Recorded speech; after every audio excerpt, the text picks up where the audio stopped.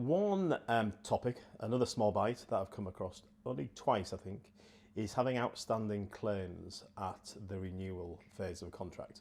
So both parties want to renew, but there is an outstanding claim from the franchisee to the franchisor.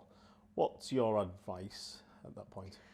Yeah, because the franchise agreement is almost certainly going to say that on a renewal, the franchisee has got to waive any claims that they've got against the franchisor.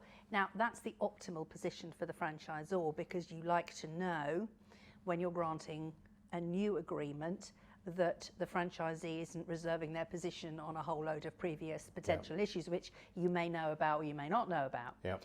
The alternative to that, which I have seen in some franchise agreements, is that on renewal, if both parties agree, you can have a list clearly defined of outstanding claims that are going to continue. So that would only really relate to specific issues, such as the franchisee might think that they've been overcharged for product. There may be a dispute about who's invoiced who for what.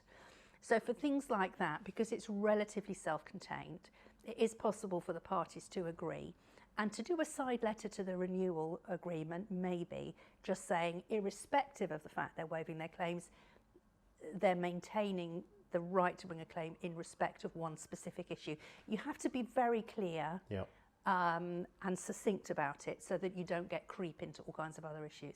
But there's one specific thing that's outstanding, you can deal with it like that. And do you see that come up frequently? Do both parties, that's where they end up saying, yes, let's do that as so we can move on to getting the renewal and trading? To be honest, I don't see it a lot, because most of the time when franchisees are renewing, it's because their relationship with the franchisor is good, the franchisor is happy with the franchisee, and most of the time it's possible to resolve things at the time of renewal to the satisfaction of both parties.